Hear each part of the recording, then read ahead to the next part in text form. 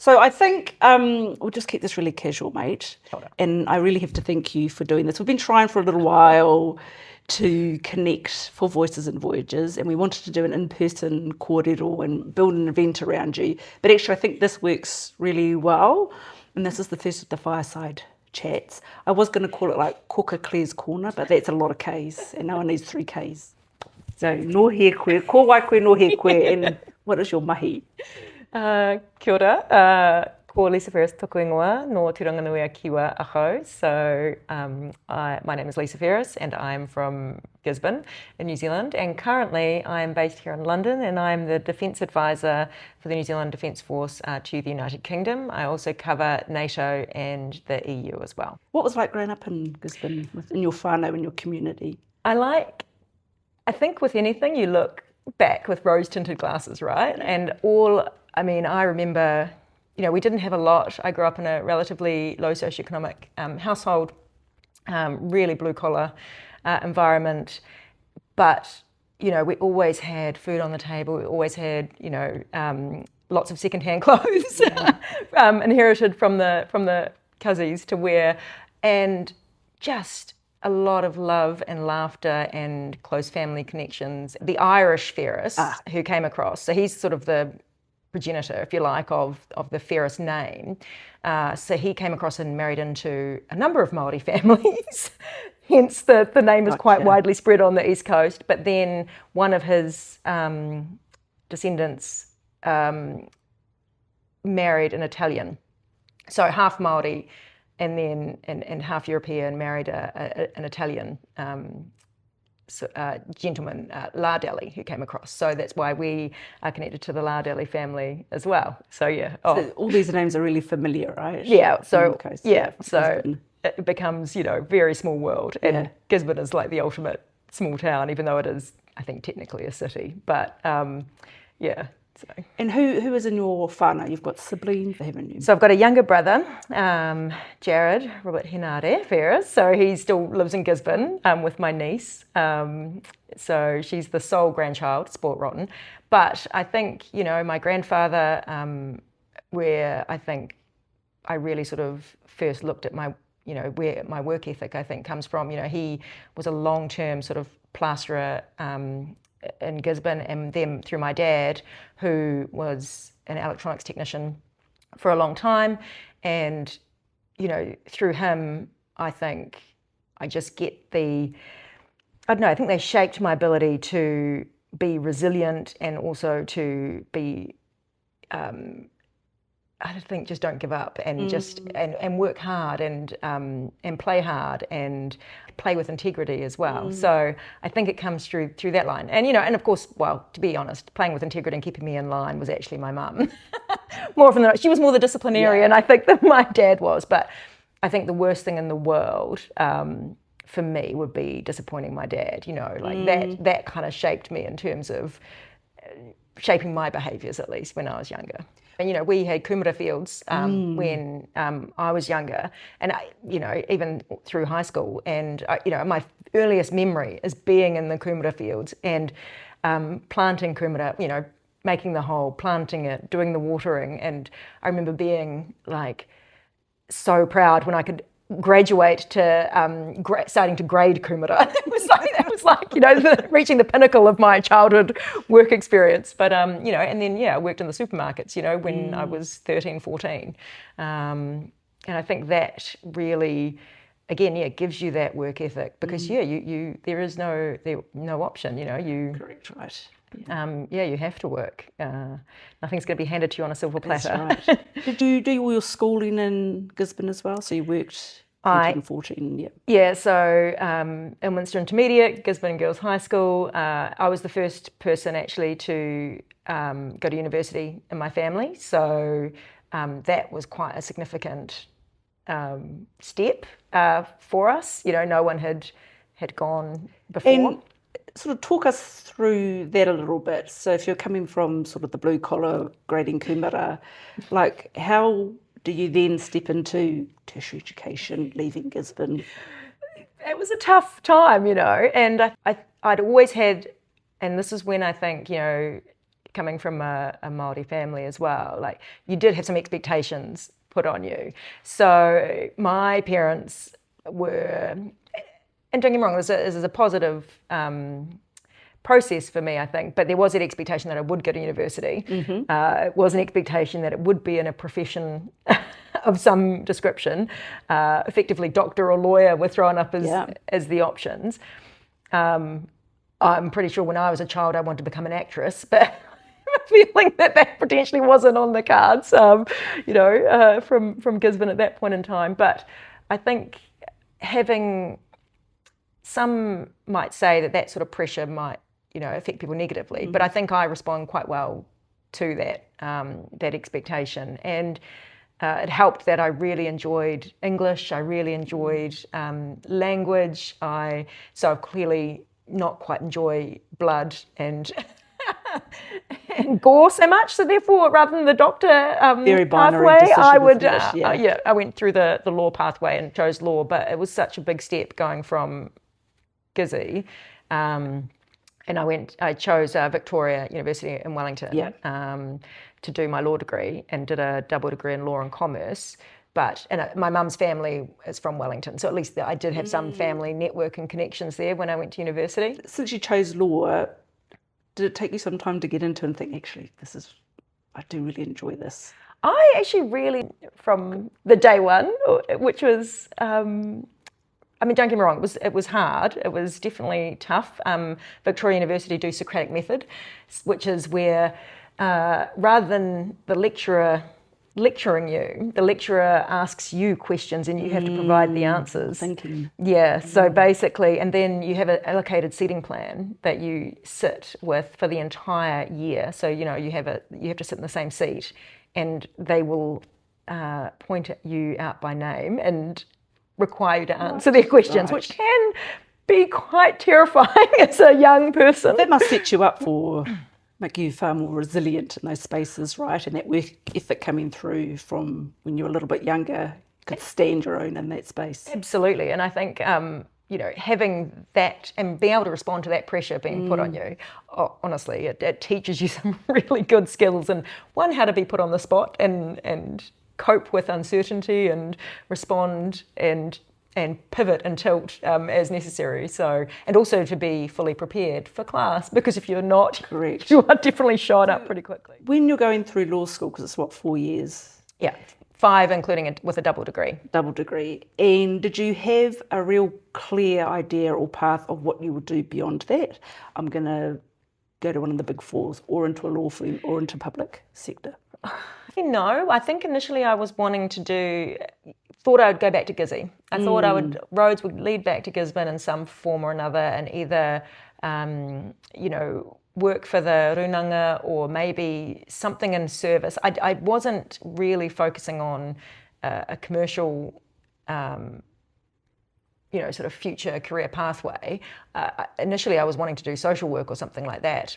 But I think when you get to your last year and the pressure comes on and you have an enormous student loan, because despite having some allowance, you do have to get a student loan to finish the degree, or at least I did, and it was interest bearing. And so I think when you get to like that last year, that's when I don't know if I made rush decisions, but you pretty much have to sit there and go, okay, what's the closest crocodile to the boat? I have to be able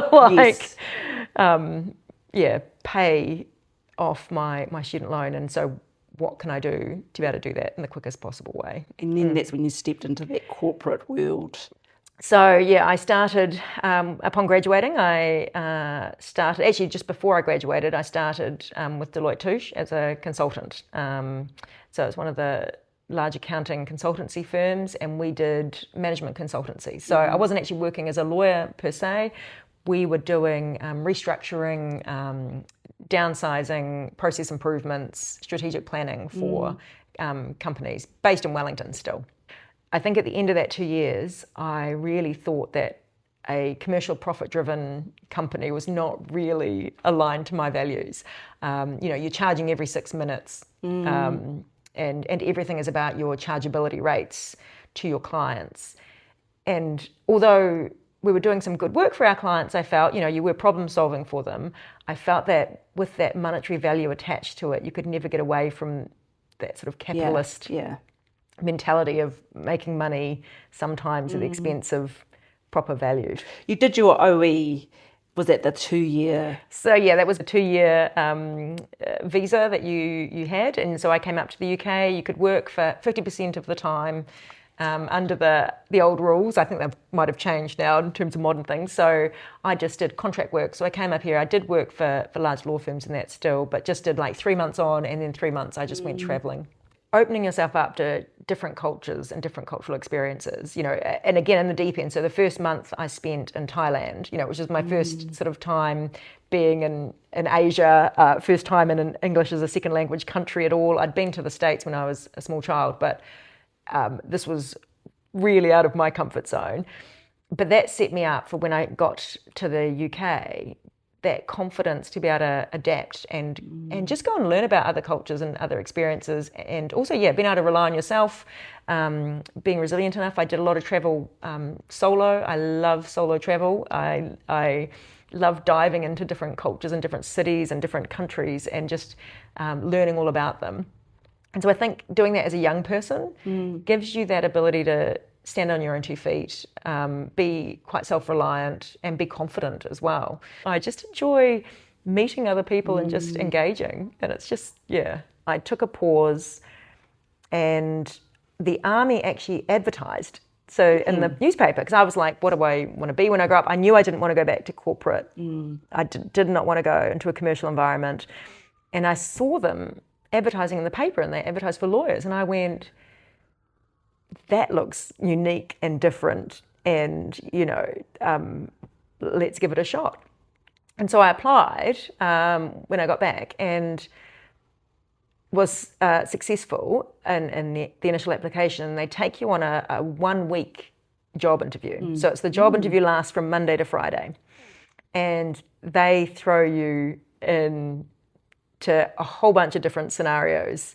And it's probably one of the best and most challenging job interviews I've ever done. It's a mixture of, it's not all physical, lumping a pack 100 kilometres or anything like that. It's how, again, how you deal with uncertainty, how you can deal with ethical challenges and quandaries and problems, how you can work as a team, how you can either lead a team or be a team member. And so they throw all of these at you over the course of the week to assess whether or not you can... they call it the sort of officer selection board, whether you can be an officer. And at the end of that week, they either select you or they don't. So a lot of it was on the job training and internal courses, and obviously courses in Australia and further afield. What was it like being a Māori woman in that space? Because you talked earlier about ethics and having problems thrown at you.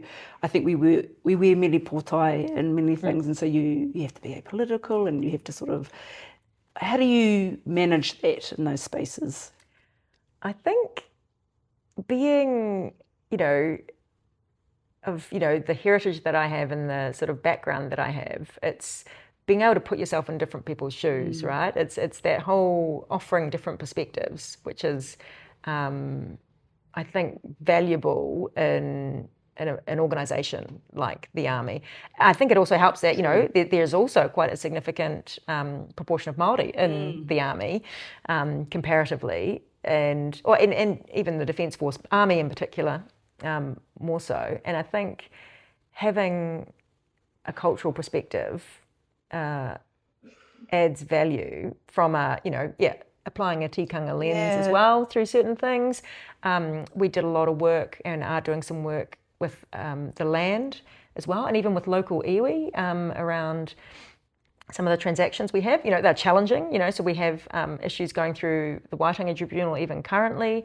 So there's all these sort of things that you can lean into, which actually, to be honest, surprised me when I did not see all of those angles when I enlisted. So did you ever think, I'm just going to be a brigadier, that's my goal? No, that's not even wasn't even on the radar. I think I just enjoyed the job, enjoyed the law. Like every day was a different day. You got a new challenge a new question, a new problem to solve, and you join the military, and it becomes like a big whānau, right? Like it's the whanaungatanga is amazing, and you don't join it as a job. You don't join it just as a 9 to 5 and go home. It's even bigger than a vocation. It becomes part of your family. You know, we are Ngāti Tumatoenga, we are the Defence Force, and it's I think it's real privilege to have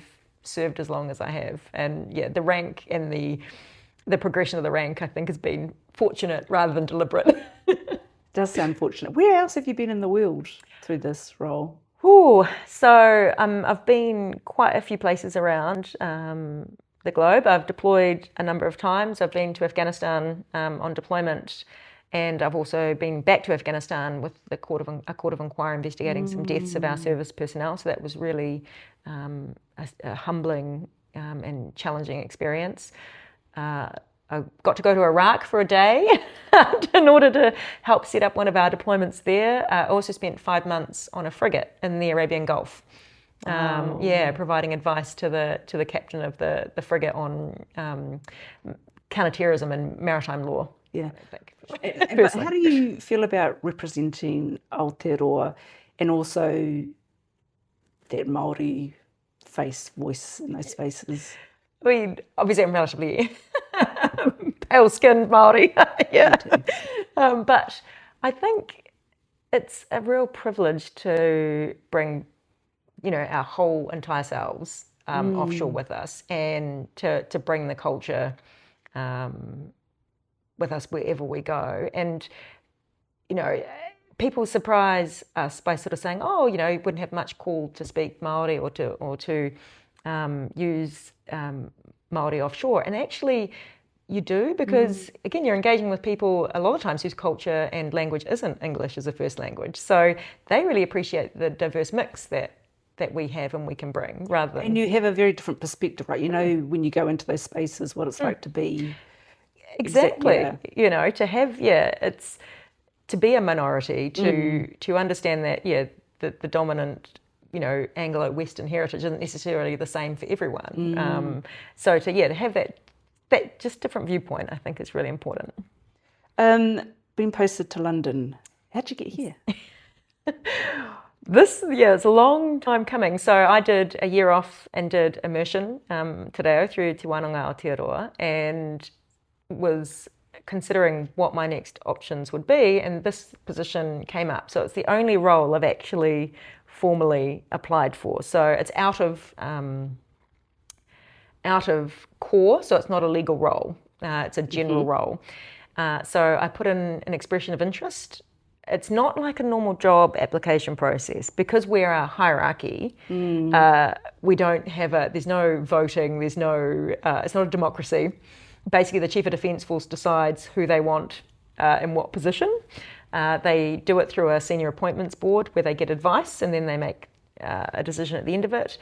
And I was really fortunate to have been selected for this job. First wahine to be in this role. Being in London, doing this role, which is outside of the core, how do you find that? How do you make sure that you can express your taha Māori, but in a really full way? The culture here, even though everyone says, it's very similar to New Zealand, I've personally found actually there are quite a lot of differences in terms of how the UK approach a whole range of different things, right? And I think it's a real misnomer just to assume that it's exactly the same as back home in New Zealand. I think bringing sort of, my Whaea-side, bringing, the Māori heritage through, I think starts with the reo as well. I'm not fluent by any stretch of the imaginations, but I'm still on my reo journey. And I think leading with that really helps, and it helps ground me as well. First Māori Brigadier. It's pretty awesome though. So what's next? What happens when this post finishes? Do you go back grading kumara? That could be an option. Hey, keep us humble, right? Know where we're from. So I think what happens is, wherever the universe will take me, and either have whatever other options that might open up for the Defence Force, in terms of next steps, or whatever, Is that exciting? Scary and exciting. Kind of, right? It really speaks to your resilience and ability to just see a challenge and take it on and just see it through. Yeah. So there's the element of what next really, isn't there? It is. I mean, there's always going to be some uncertainty, right? And I think that can be a good thing for people to experience, to marinate in the uncertainty some bit, to be comfortable. What is it? Like be uncomfortable. Be comfortable with the uncomfortable kind of thing, and then so I think that's good. But yeah, I think I won't go back to a corporate job. I think that's what I know. I would want to do something that aligns with my values, and I think I would like to do something in a sort of service or something where I can still serve in some capacity. What are elements of leadership? What does leadership mean to you? That's a tough question. We'll park that one. No, it's good. I think this is, I mean, yes, the military is hierarchical and it's rank-based, but leadership is not a title. It is not a rank. Leadership is deeply personal. I think I personally ascribe to more the servant leader model. I think to be a good leader, and we are talking about positive and good leadership models, you have to hold a mirror up quite close to yourself and have a real deep understanding of honestly where your strengths and weaknesses are. Have a real conversation with yourself about, what you can do and what your competency is. And you stand on others' shoulders, and I think you recognise that when you get there, you will only succeed as well as your team. What do you think your Tīpuna would say about you now? Because you've had, I think from the photos we've seen, they were, they're really proudly, you bring them with you wherever you go, either really displayed for us to all see. But also you've had a few that have been in the service and you've visited them as well. So, that connection, that whakapapa is really important. Yeah, absolutely. I think, my Tīpuna a lot of them have served in the military, they've served in conflict. And I think how would they view me? I'd like to think that they were proud of where I am today. I'd like to think that they'd still encourage me to keep going and to explore new things as well. And I'd like to think that they'd support me and have that really supportive, caring environment. I think it's a real privilege to continue with the whakapapa in service. Yeah. Any final thoughts before we close off? Oh, no, I think... Any questions from you two? Really interesting. Anything else? I think that's really... Thank you so much, Lisa. I know you thought it was going to be recorded on a phone. But I brought a team. But thank you for that. And I think we can have a nice cup of tea. Oh,